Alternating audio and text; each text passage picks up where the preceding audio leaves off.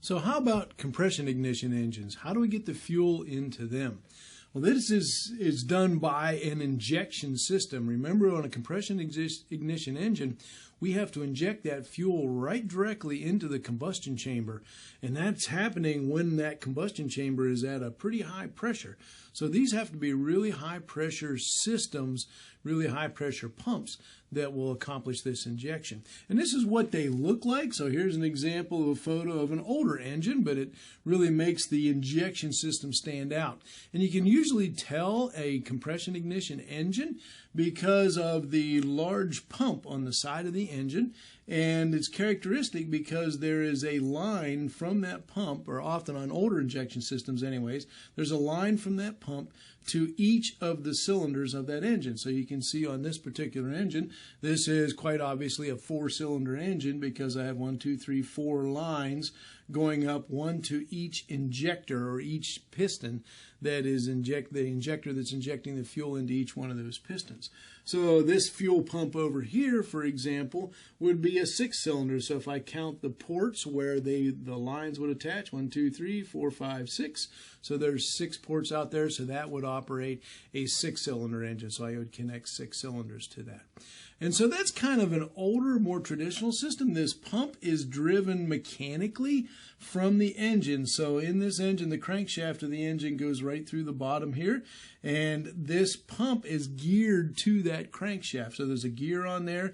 That pump connects to that gear. So this pump is very tightly timed to that crankshaft. So at the right position in that crankshaft, when each one of those pistons is going up, this pump is going to push a spurt of fuel into each one of those pistons. So usually 1, 3, 4, 2, or something like that. Firing order varies a little bit on engines. So it would be something like that. So it would come out to that particular piston. So, and that's the older, more traditional style of injection system.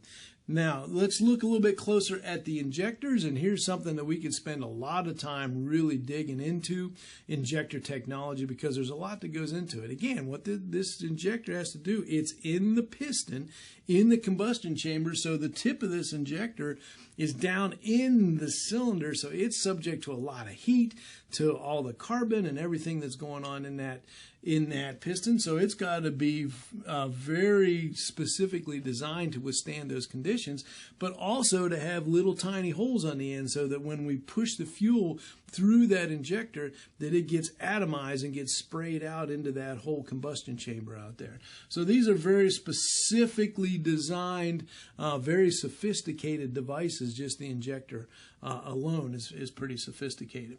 On the older, more traditional systems, this is purely mechanical, so there would be a port on the top where the fuel line connects to, and when that pump sends a spurt of fuel to that injector, it's going to open a plunger, so to push a little plunger out and allow that fuel to get sprayed into the system. That plunger will close back down to keep the pressure and everything from the piston from coming back up through that injector. So all that happens, and that's all happens mechanically. So the pump, the pressure from the fuel will open that up and push it open.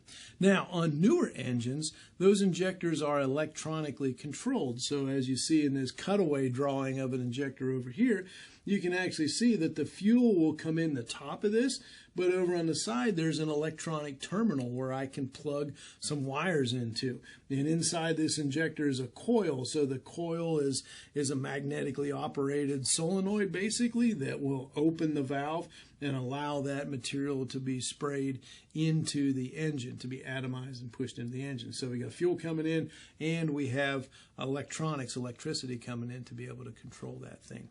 So that brings me to laying out the two fundamental system types when we talk about injection systems. The first one is that old traditional one, like I showed you, where I have a pump, and it's characteristic because there's one line from that pump to each piston of that engine. So however many pistons you have, you're going to have that many lines coming out of the pump to the top of that engine. Now, on the newer systems, we use what's called a high pressure common rail. So HPCR, high pressure common rail systems. And these are different because, and this picture here shows just the injection system pulled off of that engine. And here's the injection pump down here, but now we're missing that characteristic line for each one of those injectors. We see the injectors over here, 1, 2, 3, 4, 5, 6, so there's 6 injectors, but there's only one line coming out of that fuel pump. But what we have in this system is this manifold up here. This is what we call the common rail.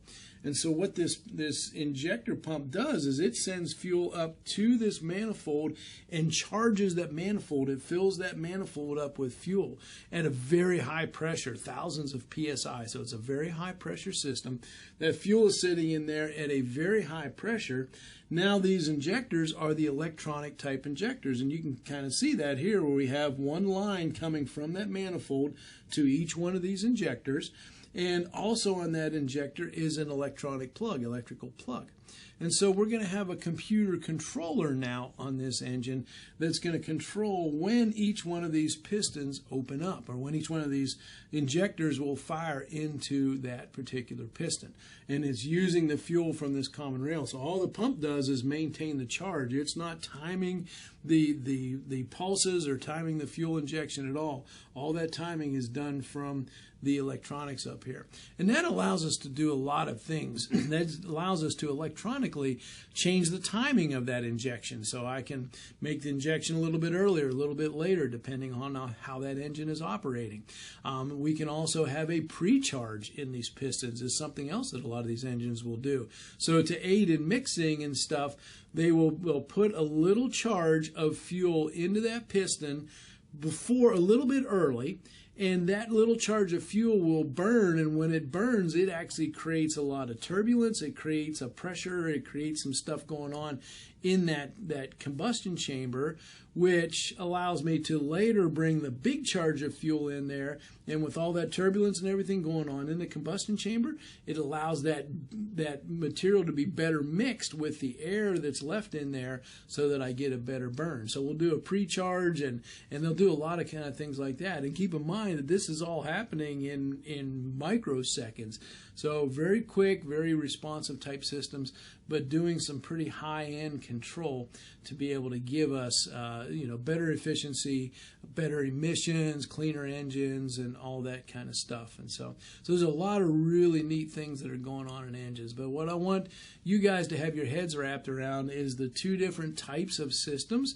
So when we talk about the injectors on the older, more traditional systems, the injector pump is actually injecting the fuel individually to each one of those systems.